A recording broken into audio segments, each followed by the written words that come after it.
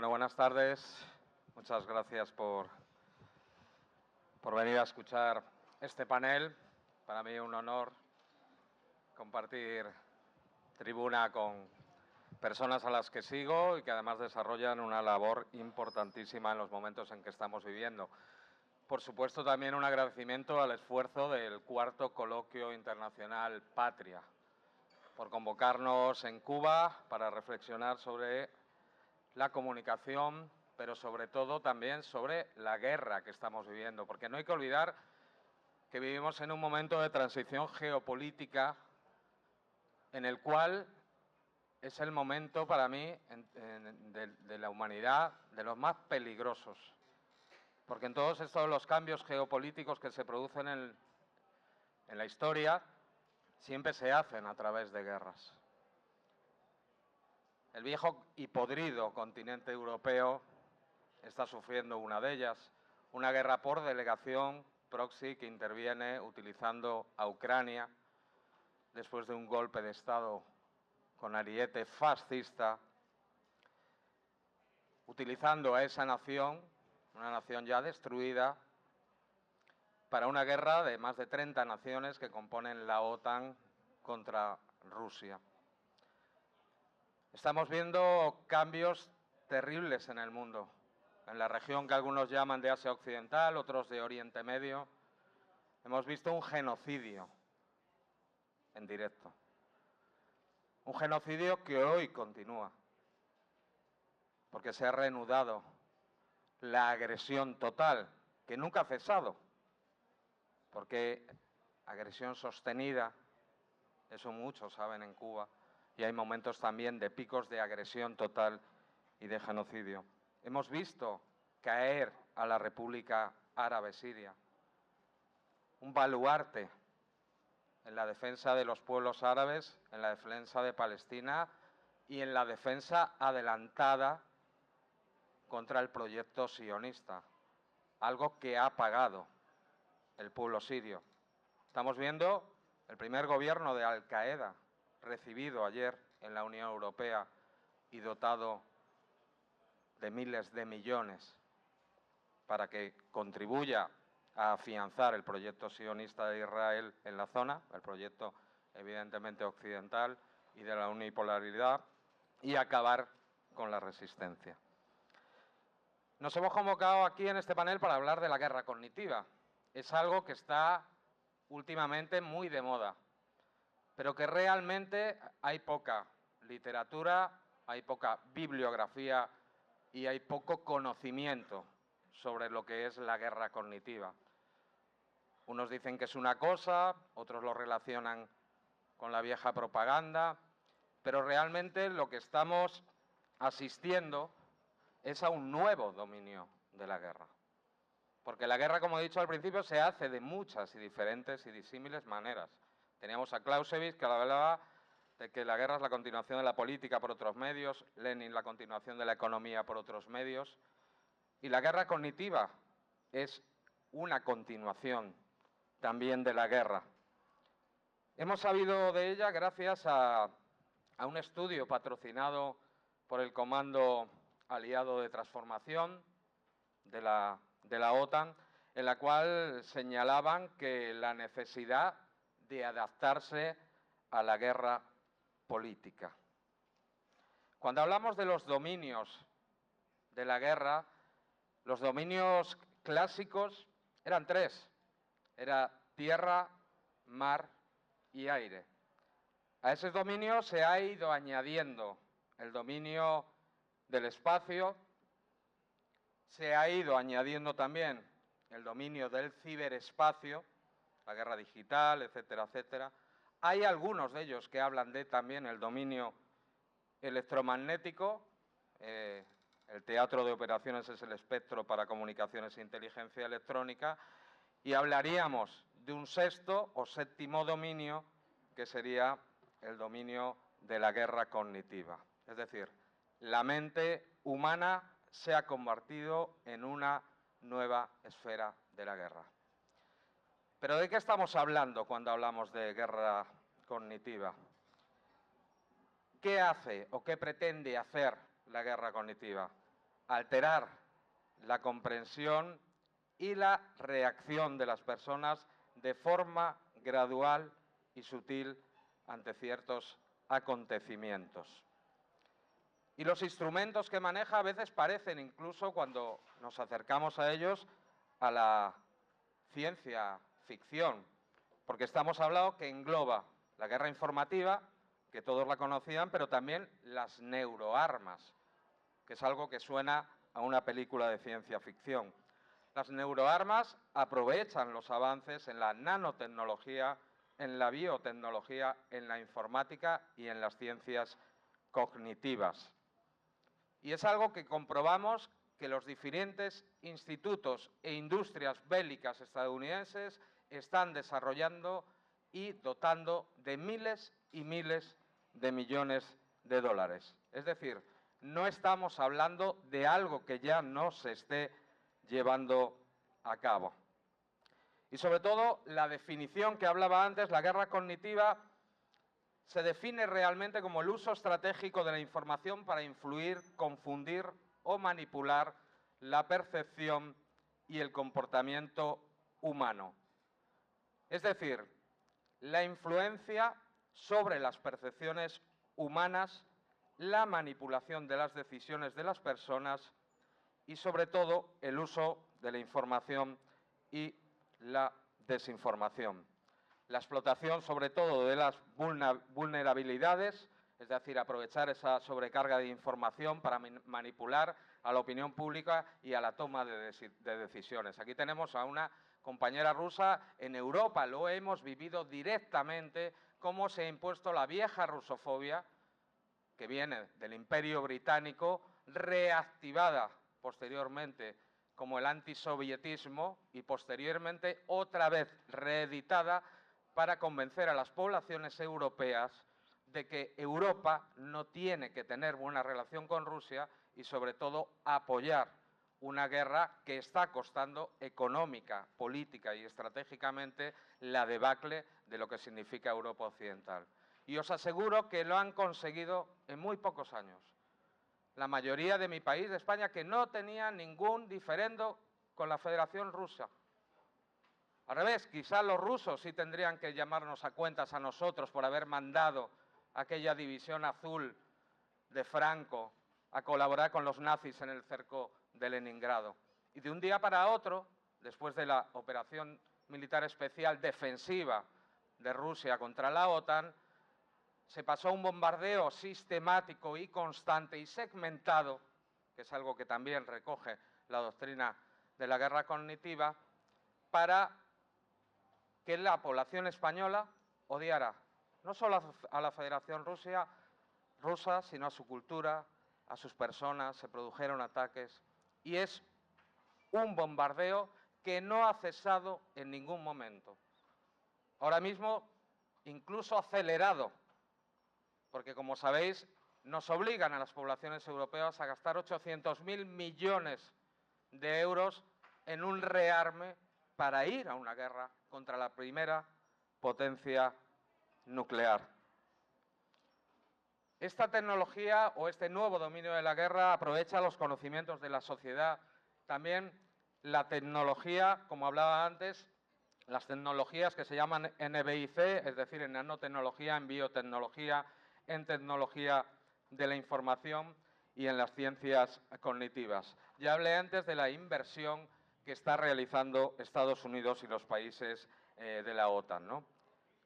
Vuelvo a repetir, la capacidad de influir en las funciones cognitivas como un objetivo estratégico desde el cual influir a la opinión pública para afectar a la toma de decisiones en tiempos de guerra. Eso es como lo definen ellos, y estamos viviendo en tiempos de guerra.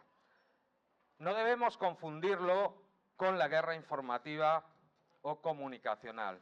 Es decir, no estamos hablando de propaganda o de operaciones psicológicas que existen.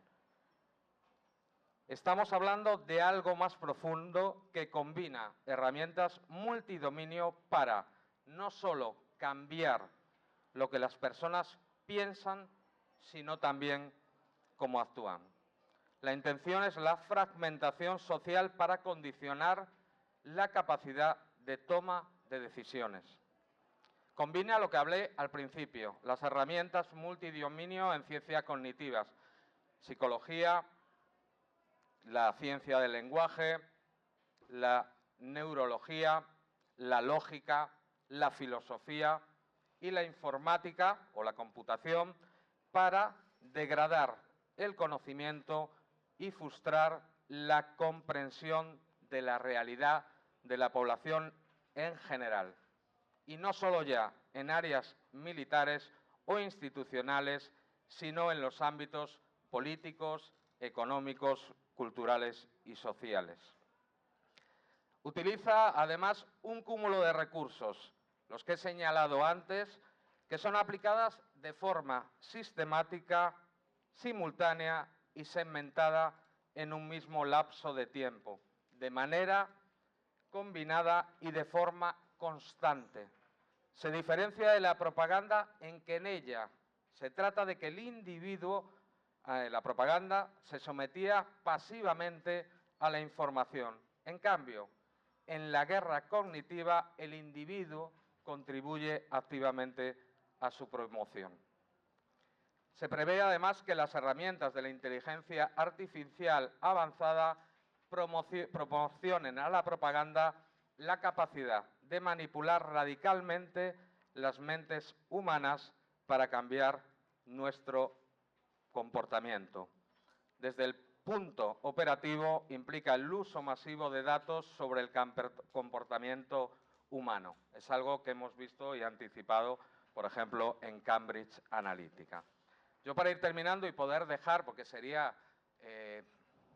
podría ahondar mucho en las especificaciones de algunas de estas neuroarmas, etcétera, voy a terminar señalando, pues por ejemplo, lo que están realizando, ejemplos claros de ese mapeo que están realizando. Por ejemplo, la neurociencia militar, que no es un concepto nuevo, sus raíces se remontan a la Segunda Guerra Mundial y pivotan en iniciativas, por ejemplo, globales, como el proyecto de cerebro humano, que se desarrolló hasta el 2023, es una investigación cerebral para establecer una base técnica para un nuevo modelo de investigación sobre el cerebro basado en las tecnologías de la información y la comunicación.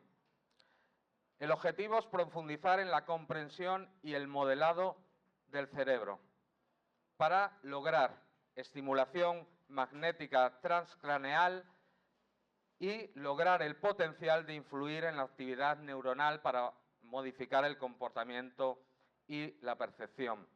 Se basan en lo que se denomina funciones ejecutivas. Esas funciones son las que forman parte de la toma de decisiones, la planificación o la inhibición de respuestas inapropiadas. Estas funciones son especialmente relevantes en el contexto del sexto o séptimo dominio de la guerra como herramientas potenciales para la supremacía en los conflictos militares. Es decir, la psicología y la neurociencia en las operaciones militares se dedican a controlar cómo el enemigo percibe y conceptualiza el mundo. Si hablamos de la nanotecnología, nos podemos extender con las neuroarmas, dispositivos capaces de interactuar directamente con el sistema nervioso, dispositivos y sistemas que pueden interactuar con el cerebro humano a nivel molecular. Se está investigando ya en el uso de nanosensores y nanochips para monitorear y alterar las señales neuronales. A la escala nanométrica, manipular la materia a nivel atómico y molecular. Es la interconexión entre la biología y la electrónica. Y los últimos avances que están realizando es los interfaces entre cerebro y máquina. Las claves sobre las neuroarmas y su impacto potencial. Control mental remoto, tecnologías que puedan influir en la actividad cerebral a distancia afectando al comportamiento de las decisiones, los nanorobots, microrobots diseñados para interactuar con el sistema nervioso y alterar su funcionamiento, la estimulación magnética, el uso de pulsos magnéticos para modificar la actividad neuronal y cambiar comportamientos o movimientos, y los simuladores de personalidad, dispositivos capaces de manipular la actividad cerebral para alterar la percepción y la personalidad. Yo aquí me voy a parar porque lo que pretendía es simplemente un esbozo y un llamamiento a que las Fuerzas Armadas de las naciones soberanas, las fuerzas políticas y nuestros sectores estratégicos empiecen también a investigar para contrarrestar este tipo de estrategia multidimensional que se aplica en estos momentos contra nuestros pueblos y naciones. Muchas gracias.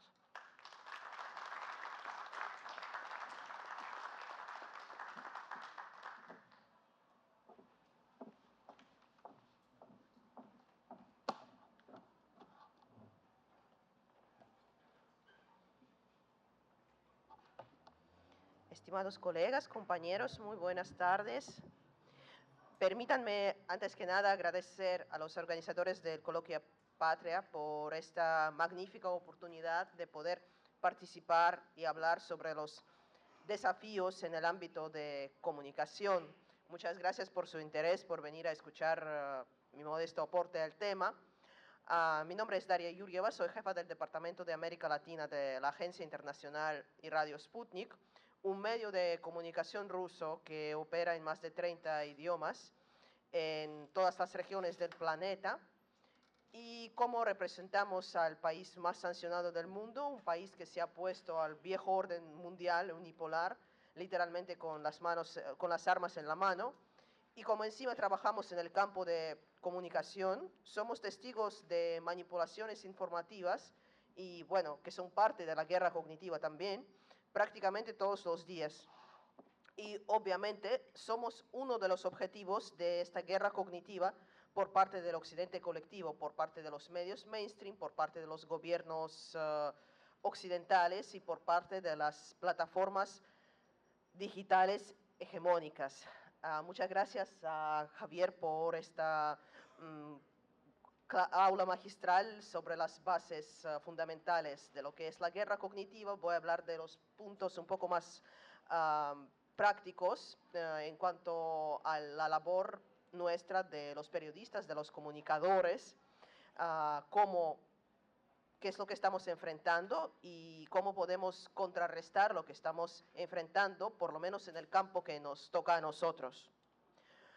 Como en cualquier guerra, aquí se emplea un vasto arsenal de armas, desde la diseminación de las noticias falsas o los fake news hasta el bloqueo completo de los medios de información alternativos. Pero también existe una manera más sutil, una manera más peligrosa quizá incluso de presentar la media verdad, que a veces es peor que la mentira y que es muy difícil de distinguir. Entonces, es una arma también muy letal y también es parte del arsenal de las guerras informativas, que son parte de la guerra cognitiva, a mi juicio. Hay instrumentos, todo tipo de instrumentos de la prensa hegemónica que utiliza para que el lector, el espectador y oyente llegue a las conclusiones que son de interés de estos medios o de los dueños de estos medios o de algunas clases políticas y económicas que los dominan. Y, ojo, muchas veces se emplean en el conjunto. Ante todo, se trata de la selección de noticias, porque obviamente a nosotros nos intentan dar las noticias que les interesa que nosotros podemos ver, que nosotros podemos leer, y al contrario, omiten la información que pueda ser útil o que no combina con el cuadro que quieren pintar para que lo vea toda la población, que debe estar como en un vacío de información, en un cerco en un cerco creado por estos medios. Por ejemplo, si hablamos de Europa occidental, de España precisamente, No sé cuántas veces ustedes han leído en los medios tradicionales que las ventas de gas ruso a España están en sus niveles históricos más altos que hace 2 o 3 años. Y eso a pesar de todas las sanciones de Europa que Europa ha empleado contra Rusia. Entonces, esta información que no conviene a los medios para que no vean, a los gobiernos para que no vean el doble rasero, obviamente no va a aparecer en los medios, estos datos no van a aparecer. Lo mismo pasa con la presentación de solo una parte de la historia que también estamos viendo. ¿Cuántos años los medios mainstream nos estaban hablando de la necesidad de presentar ambas partes de la noticia, los dos lados del conflicto? Pero es lo que no vemos, de eso se olvidaron completamente. Y pues también uno de los ejemplos de lo que se refiere a la situación en cuanto al conflicto en Ucrania, por ejemplo, cuando se habla de la central nuclear mayor en Europa, siempre se dice que hubo bombardeos contra la central nuclear que pueden llevar a una catástrofe nuclear, y como que no se dice quién teóricamente o prácticamente quién efectuó estos disparos, estos ataques. ¿Por qué? Porque obviamente si la persona puede multiplicar 2 por 2, va a entender la verdad, que no es la parte rusa. Pero como no pueden, digamos, a veces acusar a Rusia directamente, porque obviamente simplemente está fuera de toda la lógica, porque eso está la central está en la parte controlada por Rusia. Entonces vamos a leer que la central nuclear más grande de Europa otra vez fue atacada, etcétera, etcétera, etcétera, y luego pasando a que Rusia es un agresor, para que, digamos, en la mente del lector o del espectador ya se unan estas dos frases de tal forma que el único que podía atacar fue Rusia. Lo mismo pasó recientemente con todos los aniversarios de lanzamiento de las bombas atómicas a Hiroshima y Nagasaki por parte de los Estados Unidos en 1945, porque primero los políticos y luego los medios estaban hablando de lo horrible que fueron los ataques, de cómo murieron gente, cómo fue todo mal, y después pasaron, sin decir nada, pasaban al papel de Rusia y que Rusia es una parte del conflicto, y etcétera, etcétera. Entonces, omitiendo esta frase, intentan llevar al lector a la conclusión que convenga a estos medios, a estos políticos, y así como funciona, digamos, no es una mentira como tal, pero en general el texto está llevando al lector a sacar conclusiones erróneas. Y es una parte, este método se utiliza mucho y cada vez más en los medios últimamente. Y bueno, cuando hablamos de la guerra informativa, de la guerra cognitiva, no solo debemos hablar de los medios, porque es importante también el campo de batalla, donde se está desarrollando la batalla principal por las mentes actualmente.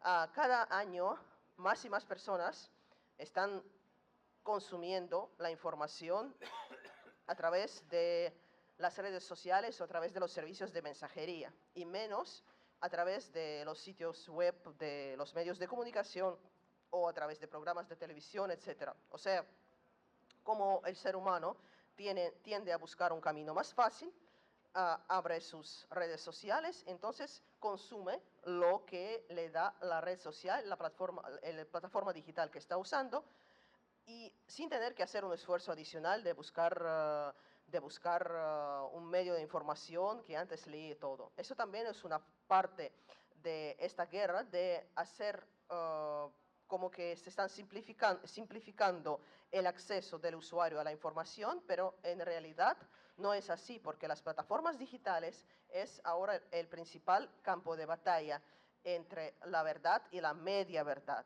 o la verdad verdadera, es un nuevo término que se utiliza ahora mucho por el sur global, por Venezuela, por Cuba, ya lo he escuchado por Nicaragua, he escuchado por parte de varios colegas, de varios compañeros, este término, porque el término verdad parece que lo usaron tantas veces nuestros adversarios, digamos, nuestros compañeros del otro bando, de una forma tan errónea y tan mala que ya la palabra verdad parece que requiere un adjetivo adicional. Entonces, ¿qué es lo que pasa? Que los algoritmos están de las plataformas digitales hegemónicas están hechas de tal forma, y eso tiene que ver con la programación, tiene que ver con las nuevas tecnologías, y cada vez esas tecnologías se hacen más y más sofisticadas. Cada vez nos cuesta más esfuerzo, mayor esfuerzo en darse cuenta que hay algunas estrategias manipulativas por parte de estas plataformas digitales. No es solo bloqueos, aunque nosotros ya pasamos como medio de información ruso, ya pasamos a esta última etapa, ya no había otra forma que bloquearnos en las principales plataformas digitales. La primera etapa fue pesimizar nuestro contenido, que no aparezca en el buscador, o que simplemente el usuario que no esté suscrito a este contenido no lo ve cuando está buscando, cuando está viendo sus redes, simplemente ocultando poco a poco, pero después resultó que esto no es suficiente, pareció no ser suficiente, y bueno, en el año pasado, en 2024, ya tuvimos una nueva ola de bloqueos completos. Se trata de Facebook, de Instagram, se trata de TikTok antes. Entonces, nuestro contenido simplemente fue borrado, como antes fue borrado de YouTube. Pero esto es ya la guerra extrema, en su manifestación extrema, y parece que ya, porque pareció que los otros instrumentos, en nuestro caso, no daban los frutos necesarios o que no eran suficientes. Pero yo sé que los compañeros de los países como Cuba, como Venezuela, como Nicaragua, como otros países, otros medios alternativos de otros países, también están sufriendo todo tipo de pesimización de su contenido, de los bloqueos, comenzando por esta marca de un medio patrocinado por el gobierno de tal país, ¿no? Que ya te muestra como un medio, como que medio no tan independiente, como un medio sesgado, que solo se pone a los medios que no son alineados con la agenda del viejo orden unipolar, y terminando por todo tipo de pesimización, de todo tipo de shadow ban, ocultación del contenido, ocultación de algunos posts, bloqueo de algunos posts que se dicen que son, digamos, provocativos, o que de alguna forma infringen las reglas de la comunidad, como se dice. Y estas reglas de la comunidad siempre se presentan de una manera muy borrosa, muy poco clara, para tener esta capacidad de maniobra y poder, bueno, después presentar como una excusa para borrar un tal contenido. Estas son las herramientas que se hacen.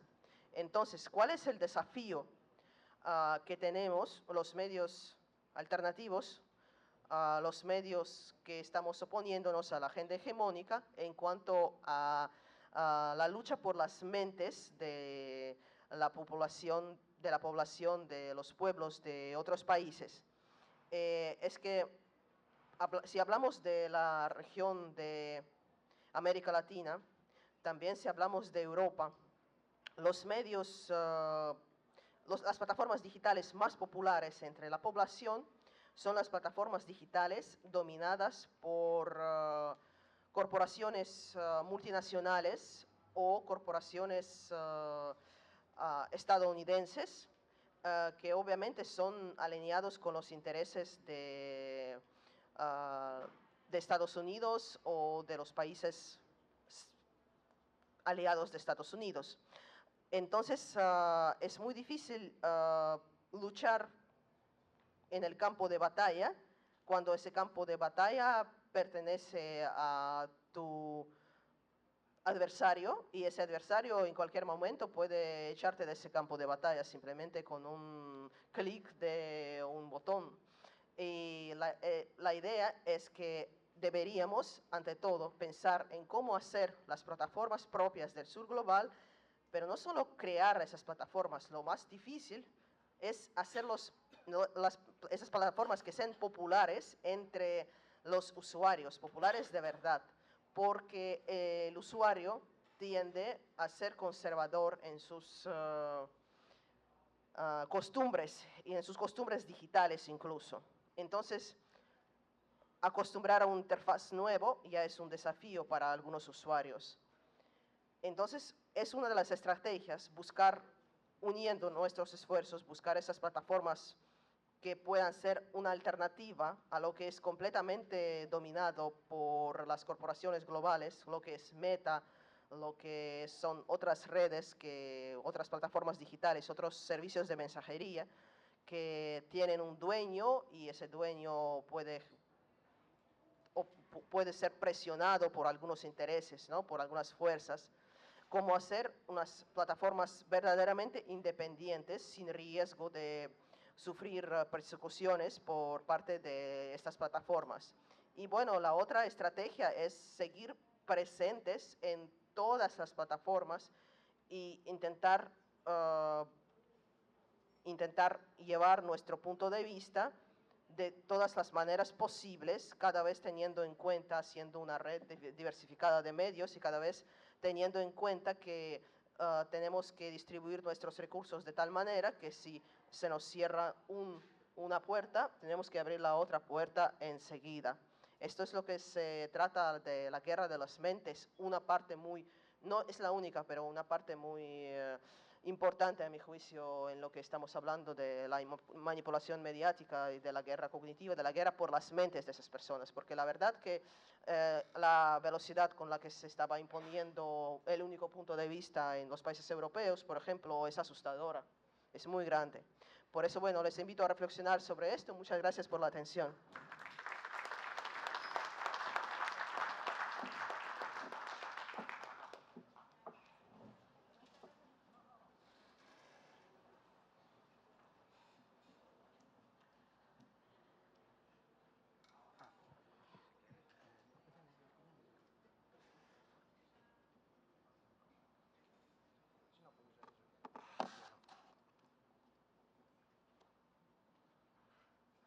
Prova, funziona? Ah, vabbè, uso, vabbè, coso, dale. Vabbè, che no, che lo vai a rompere.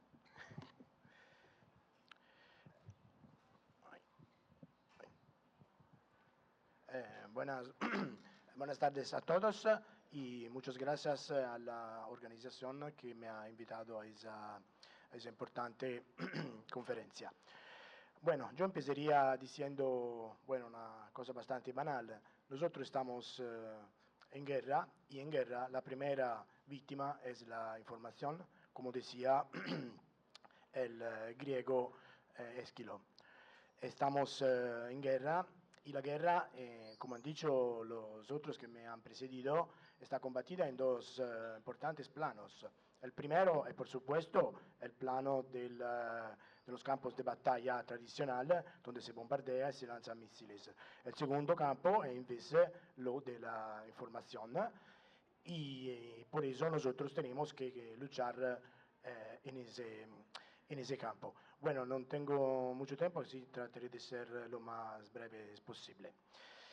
Yo tengo un pequeño blog que se llama occhisulmondo.info, en el cual publico diariamente las informaciones que normalmente no llegan a los en los medios públicos, no están publicadas en los medios masivos del mainstream. Yo soy italiano y antes de todo me hace falta hacer un pequeño panel sobre lo que está pasando en la información en Italia. Como decía la compañera que me presidió, también en Italia la situación es muy, muy difícil sobre la información, porque los grandes medios de información, como por ejemplo los periódicos Repubblica, La Stampa, El Messaggero, El Corriere della Sera y otro más, el Foglio y todos los que hay, la mayoría, todos están alineados según una cierta, una cierta narrativa, que por supuesto la narrativa impuesta por la OTAN, por Estados Unidos y en general por los poderes fuertes que muchas veces vienen usados sin realmente saber de lo que son. En mi tarea diaria es buscar la noticia, tratar de verificarla según digamos, la simple manera de buen sentido. ¿Por qué? Porque ya la fuente para mí no es atendible. Y eso podría ser una afirmación un poco extraña, porque todo el mundo aquí dice que hay que verificar la fuente, pero depende de cuál fuente tú quieres verificarte. Porque si, por ejemplo, yo publico, leo una noticia en el periódico La Repubblica, por ejemplo, para mí no es fuente atendible, porque normalmente y diariamente ellos publican artículos que no tienen la verdad absoluta, una media verdad, como decía la compañera que me presidió. La fuente en ese caso no puede ser atendible porque no es una fuente independiente. Es una fuente, en el caso de la República o de otros medios, o hasta la misma agencia de información que difunde la noticia en todos los canales. Y entonces la cogen lo mismo periódico para después publicarla. No es atendible porque, como decía antes, ella sufre de un problema que es el aspecto, digamos, político, que la información, por supuesto, siempre está usada. Como se decía, como antes, sobre todo en un periodo de guerra como la cual estamos ahora, que es una guerra, primero la guerra en Ucrania, la guerra Rusia-Ucrania, la guerra en Palestina, en muchos otros ámbitos de los cuales nunca se habla en la prensa normal. Yo verifico la noticia según un criterio, como dije, de buen sentido, y uso normalmente canales que normalmente en el nuestro mundo democrático, tan democrático que tenemos hasta la cara dura de ir en el mundo a decir que los otros son dictaduras terribles, en ese mismo mundo la información es, por supuesto, como dije antes, usada por un aspecto político. En el caso de la guerra con Rusia y Ucrania, por supuesto, la información que se usa es una información que tiene que ser dirigida directamente para llevar la narrativa que Rusia invadió un país libre y democrático, olvidándose pero que en ese país había una guerra por lo menos del 2014, de esa pero nunca ha hablado nadie. Llegando un momentico a un punto muy importante, son la que viene llamada falsa noticia o, usando un acrónimo inglés, fake news. Las fake news no son solo las noticias banales, como decir que la Tierra es plana o decir que los aviones, las mismas rayas que hacen en el cielo, que no se sabe qué son noticias muy más complejas que al final tratan de ser usadas en una situación de guerra cognitiva, que explicó muy bien el compañero de España, así que yo no voy a decir más de lo que se trata. Se usan para llevar una narración, una narrativa muy distinta. Me hago ejemplo dos simples hechos en el cual yo he debatido del primer momento que he empezado a seguir el tema. Por ejemplo, cuando explotaron los gasoductos Nord Stream que colegaban Rusia con Alemania, todo el mundo decía que fue el mismo Putin a bombardearlo. Ninguna persona que tiene la cabeza, que no tiene la cabeza mala va a bombardear una infraestructura muy importante por Rusia. Pero a pesar de todo eso, siempre la narración que llegó de todos los italianos, y no solo a los italianos, era que fue Putin a bombardarse sí mismo los gasoductos.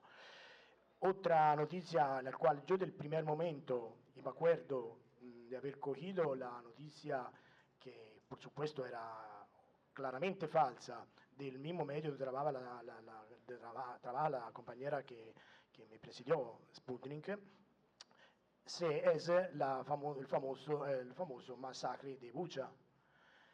Ahí era claro, no había ningún buen sentido para darse cuenta que esa noticia no podía ser como la estaban pintando, que fueron los rusos a matar toda esa gente. El simple buen sentido te lo impone, pero una simple análisis, aunque per una persona que no es competente de criminología, ¿no? Simplemente podía darse cuenta. Todos los cuerpos estaban uno al lado del otro, no había chasco de sangre en el piso. Come vas tú a matar un grupo de personas cuando tú matas al primo, el segundo se va, no se queda allí? Era claro que todo eso era puesto ahí ya muerto de antes, como no tenía sangre en la herida, como no tenía chasco de sangre en el piso. Pero esa noticia se estaba necesitando para que los coloquios que se estaban haciendo de paz entre Rusia y Ucrania en Estambul se derrotaron. Eso pues lo dijo el mismo artífice de toda esa campaña, que era Boris Johnson. Él lo dijo después, pero esa noticia nunca apareció en ningún periódico, sino en la prensa alternativa como la mía. Una prensa chiquita que trata de una cierta manera de llevar al público las noticias que no están en los medios públicos. ¿Por qué no en los medios masivos? Discúlpame. Porque en los medios masivos, como decía la compañera que me presidió, Sputnik, Russia Today, RIA Novosti, todos son censurados. Son censurados porque ellos proponen una noticia de otra visión, que no es la visión, la narración, que es la que tiene que ser. Porque si la noticia debe llegar a una persona, no llega por simple decisión de hacer conocer a la persona lo que está pasando. Lo que está pasando tiene que tener un otro fin, que es exactamente el uso cognitivo de la noticia. Entonces no podemos nosotros democráticos permitir que otros canales permitan a la gente de conocer una otra visión de lo que está pasando. Otra cosa que en ese momento está muy peligroso también el uso de la fuente, que tal vez son certificadas por los fact checker, esas empresas que realmente no tratan de controlar si la noticia es verdadera o no, simplemente tratan de impedir a lo que pone noticia distinta y que pone la noticia en una manera distinta al público de hacer ese trabajo. Ha salido unos días atrás un estudio de un instituto británico que es financiado por las empresas armamentistas y decía que Europa está gastando menos dinero en armas que Rusia. Pero usaron dos distintas maneras de valorarlo. Por Europa cogieron el dato real, mientras por Rusia usaron el dato comparado por gastos, por poder adquisitivo, que por supuesto es mayor. Esa noticia fue desmentida da un economista italiano liberista que se llama Carlo Cottarelli, quien si es italiano lo conoce para los cortes que hacían los balances del Estado, que tenía que gastar menos y eso.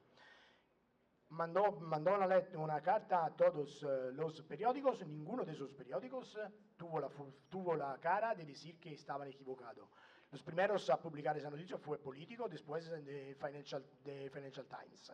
Y, por supuesto, a cascada todas las prensa libre de nuestra linda democracia.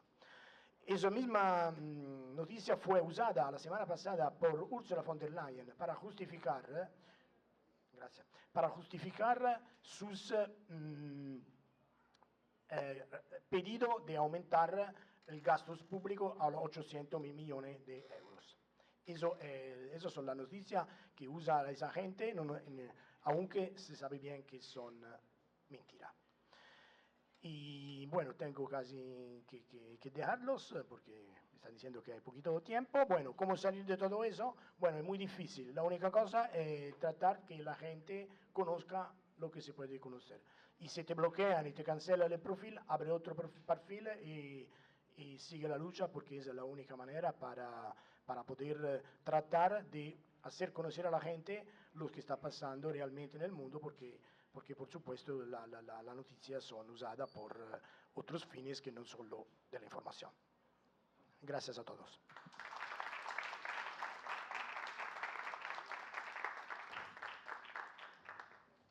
Aló. Bueno, muchísimas gracias por la invitación y bueno, un gusto estar acá con los panelistas que no dejaron casi nada para uno. Bueno, hay una descripción bastante general sobre las definiciones y los ámbitos de aplicación de la guerra cognitiva. Yo no voy a ahondar mucho en eso porque creo que ya está bastante bien explicado. Además, el tiempo está en contra, así que yo me voy a limitar simplemente a dar algunos apuntes filosóficos y, si se quiere, más geopolíticos con respecto al tema de la guerra cognitiva. Repetir el agradecimiento por esta invitación y además el orgullo que implica que Misión Verdad sea una de las entidades fundadoras del Coloquio Patria por allá en el año 2022, medio del cual gustosamente soy jefe de redacción. A ver, yo quería sacar, digamos, un poco el tema de la guerra cognitiva del ámbito de la especialización, porque pareciera que tuviéramos todos que tener estudios en neuroanatomía o en ciencias del cerebro o un profundo conocimiento psicológico para entender lo de la guerra cognitiva. De hecho, es muy difícil, como lo decía Javier al principio de su intervención, llegar a un concepto más o menos claro de consenso sobre qué estamos hablando cuando nos referimos a guerra cognitiva. Y yo no me quería dejar de referir a que no podemos ver ese proceso llamado guerra cognitiva, que pareciera ser la evolución de lo que es la guerra informativa. Yo ahí difiero un poco con Javier. Yo creo que la diferenciación entre guerra informativa y guerra cognitiva sería que la guerra informativa no busca objetivos políticos perdurables en el tiempo. Es decir, tendría, digamos, que una comprensión, un abordaje más táctico, mientras que la guerra cognitiva sí busca un proceso de ingeniería social y de control de comportamiento con una perspectiva ya más estratégica. Yo diría que ahí estaría la definición desde mi modo de ver. Creo que la guerra cognitiva es un recurso extensivo de lo que se ha denominado guerra híbrida, que combina instrumentos regulares e irregulares en un conflicto de zona gris. Bueno, pero sin embargo, como decías tú también y como decían los otros compañeros, la guerra cognitiva se ha puesto como muy de moda en ese sentido. Pero yo no lo desdibujaría, no lo dividiría, o no lo alejaría, no lo divorciaría de eso que Naomi Klein llamaba el Screen New Deal, el nuevo trato de la pantalla. O sea, que la pantalla es el contrato social de nuestra época y que es lo que realmente está modulando antropológicamente a la especie, en lo que también otros autores han denominado el Internet como el proceso de ingeniería social más grande que ha experimentado esta especie, ¿no? Por la facilidad o el alcance que tiene el control de individuos. La guerra cognitiva es una guerra sin fronteras espaciales ni temporales, si la pudiéramos también definir así, y el control a través de las vías tecnológicas que ofrece en un contexto de guerra o no de guerra.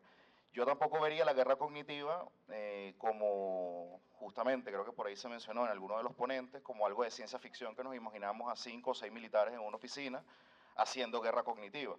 Es decir, para entender, pienso yo que hay que partir de una premisa más básica. Nuestro cerebro, que es el objeto filosófico de la guerra cognitiva, ha sido transformado en un objeto de expoliación económica. Es decir, nuestro cerebro se expolia económicamente todos los días, a cada instante, nuestras preferencias, nuestros gustos, lo que Shoshana Zuboff en el capitalismo de la vigilancia llamaba la economía de la predicción, es decir, la sustracción masiva de datos personales para fines corporativos, pero dentro del marco de la guerra cognitiva podríamos decir que la guerra cognitiva es un instrumento del capitalismo de la vigilancia y no digamos que una dimensión aparte o autonomizada de un contexto de guerra mucho más amplio. Segundo elemento que también a modo de apunte político y filosófico, no creo que la guerra cognitiva sea una cuestión en sí misma, un objeto. En Venezuela lo podemos percibir, en Rusia también existe. La guerra cognitiva no está alejada de la guerra financiera, de la guerra en el terreno, de la guerra económica, de la guerra energética, de la guerra por sanciones. Y en Venezuela justamente el tema cognitivo, la guerra cognitiva ha sido un acompañante de otras operaciones de cambio de régimen y del uso de otras modalidades de guerra. Es también lo que podemos encontrar en el caso, si también quisiéramos ir viendo la guerra cognitiva y su interdependencia con otras modalidades de guerra, no ha hecho falta el genocidio, para el genocidio en Gaza, que está ocurriendo, ganar la guerra cognitiva. Es decir, Israel no está ganando la guerra cognitiva en el terreno de Gaza. Es decir, hay un apoyo abrumador hacia la causa palestina y hacia la causa de la liberación palestina. Y a Israel le importa poco si gana o no la guerra cognitiva para seguir matando niños. Entonces, los grados de interdependencia y de jerarquización dentro de la guerra cognitiva con respecto a la guerra híbrida me parece que a veces se pueden malinterpretar. Entonces caemos en apreciaciones muy generales o en apreciaciones exageradamente cientificistas y perdemos del punto de vista los aspectos, digamos, más sistémicos y estructurales. No se puede, como decía al principio, yo creo que debo tener 5 minutos si es que el tiempo está acompañándome, no se puede ver la guerra, porque partimos también, podría ser un equívoco, partimos de que hay una guerra cognitiva, pero si planteamos el hecho de que el capitalismo de la vigilancia, la apropiación de los datos personales con fines corporativos, con fines económicos, nuestro cerebro como un producto de expoliación económica, entonces ¿dónde está la paz que negaría la guerra cognitiva? Si hay permanentemente invasión, colonización, colonialismo cognitivo, apropiación económica de nuestros gustos, de nuestra preferencia, de nuestra privacidad, entonces la guerra cognitiva tendría un aspecto totalizador, estaría en todos lados la guerra cognitiva. Es decir, Meta haría guerra cognitiva, Instagram haría metacognitiva, porque evidentemente, además, si también queremos ver la guerra como un aspecto más sistémico, la destrucción ambiental que implica mantener las redes sociales. Yo estaba leyendo estudios, no sé, alguien será experto en ese tema, yo no lo manejo a nivel de especialización, pero que son 2 o 3 litros de agua una consulta en inteligencia artificial. Es decir, entonces si es guerra contra el planeta y guerra es, digamos, conceptualmente la destrucción del otro, la destrucción de la base material del otro o del planeta mismo, la guerra cognitiva se financia de otras guerras que la hacen posible, ¿no? También el elemento de que si, al menos la perspectiva de la que yo parto, no creo que haya una división entre guerra y paz. Yo creo que esa división ya la podríamos desechar. No creo que haya lugares en el mundo donde hay paz y lugares en el mundo donde hay guerra. Yo creo que vivimos una gran zona gris a la que hace referencia a la guerra híbrida. Igual el que no esté de acuerdo con lo que estoy diciendo también puede levantarse y decir algo más y le metemos más dinamismo al panel. Quien no esté, los estoy provocando también para ver quién salta por ahí a decir algo. Que yo veo la guerra como un proceso de ordenación social. Es decir, la guerra crea órdenes, la guerra crea sistemas de creencias, la guerra crea el mundo de lo social. El orden anterior, si nos queremos ir por una vía muy esquemática, la destrucción del feudalismo por el capitalismo fue a raíz de varias guerras y varios siglos de conquista, de colonización, de guerras dentro de Europa, de procesos expansionistas en el sur global, pero la guerra crea orden social, la guerra crea el mundo de lo social. Entonces, al crear esa guerra, al crear esos elementos, podríamos ver lo cognitivo, además lo cognitivo, que todos hemos hablado de guerra cognitiva, y son 3 pasos fundamentales de lo que es la cognición humana, que si mal no me equivoco, corríjame, razonamiento, percepción y toma de decisiones. Cuando hablamos de lo cognitivo, son esos 3 ejes fundamentales. Entonces, ¿qué estaría planteando? Para mí, yo no lo vería desde la perspectiva únicamente de se hace guerra cognitiva contra los adversarios del imperialismo y de los poderes occidentales, que sí, y yo no quiero andar en eso porque ya se explicó bastante bien los contextos donde existen. Yo lo que creo es que hay la creación de un nuevo orden social donde ya no sean los estados nacionales los que gobiernen la esfera de lo público, sino las grandes corporaciones, y justamente uno de los vectores, uno de los entresijos de esa construcción de un nuevo gran poder mundial, que muchos lo han denominado erróneamente globalismo o corporatocracia, pero sí tiene bastante de eso, la guerra cognitiva sería un aparato de control social dentro de una lógica más global de empoderamiento de estas grandes corporaciones para controlar más directamente. Evidentemente, hay otros componentes también que tienen que ver con las redes sociales como estructura de ingeniería social. Hay un libro que yo me estaba leyendo justamente cuando me hicieron la invitación a esta conferencia, bastante bueno y bastante corto, lo recomiendo, de Cathy O'Neill, se llama Armas de Destrucción Matemática. Está muy interesante porque analiza el tema de las Big Data, el tema de las redes sociales. Voy a seguirme apurando que creo que ya estoy pasado el tiempo.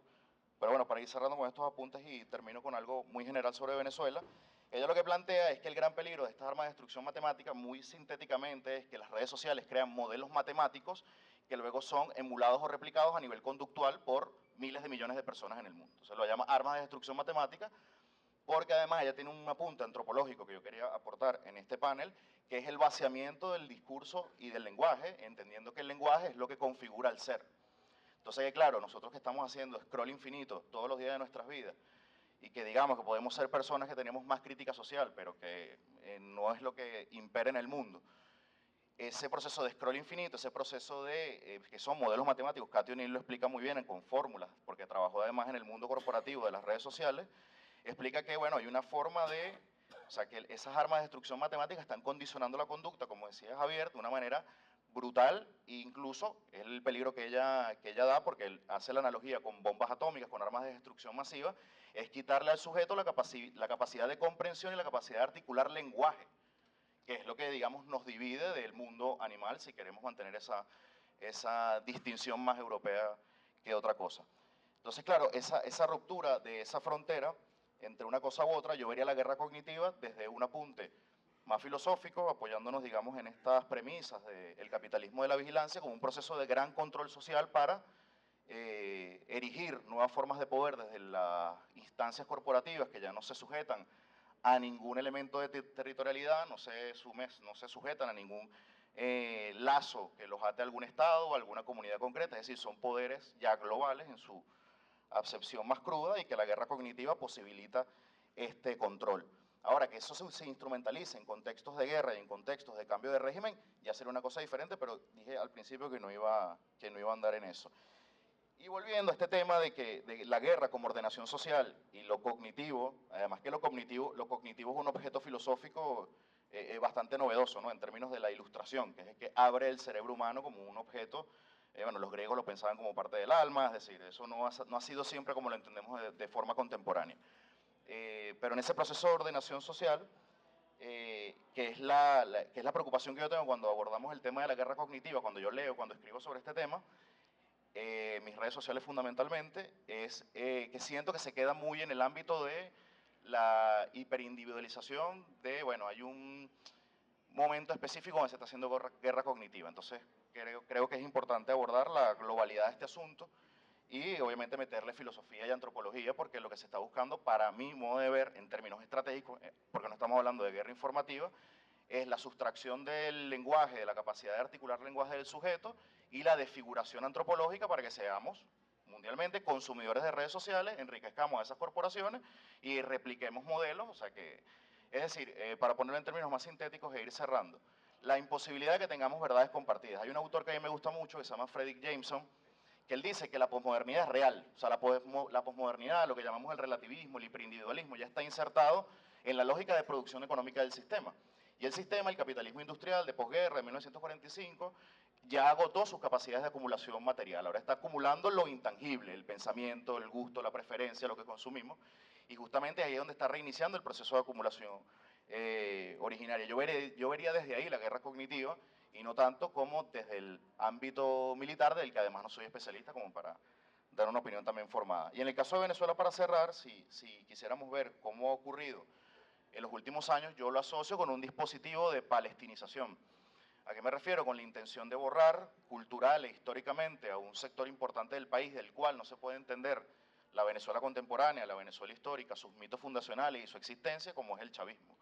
Es decir, en la operación del 28 de julio, que todos la conocen, de destrucción masiva, eso estuvo acompañado por una fuerte guerra cognitiva, si lo tomamos en su concepto más restrictivo, digamos que invisibilizar y crear a ese sector político del país, sector cultural, social del país, como almas sacrificables que podían ser desechadas, que podían ser exterminadas. Es decir, lo que llamaba Gamben la nuda vida, la vida desnuda, la vida como una mata que pisas y no llora, no se queja, no tiene capacidad de defenderse. Es decir, a ese nivel de reducción de deshumanización se planteó la operación del 28 de julio, pero ha sido además un acumulado que ha transcurrido en las últimas 2 décadas del inicio de la Revolución Bolivariana, pero se ha endurecido y se ha fortalecido con los nuevos avances tecnológicos. Bueno, yo lo voy a dejar hasta acá, que ya me comí bastante tiempo, y bueno, muchísimas gracias por la invitación.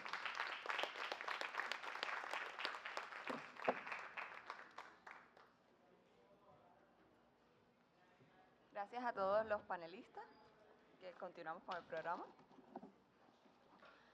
Ahora corresponde el panel Alternativas a las plataformas de manipulación masiva, construyendo ecosistemas digitales, a cargo de Bruno Lonati de Argentina, quien es influencer y activista político y estudiante de la carrera de Derecho en la Universidad Nacional de Córdoba. Y además a Gabriela Curtelli de Uruguay, economista, docente, escritora y columnista, máster en Historia Económica y licenciada en Economía Política. Teniendo en cuenta que tenemos a un argentino y una uruguaya, les pedimos que se cierren al tema del panel.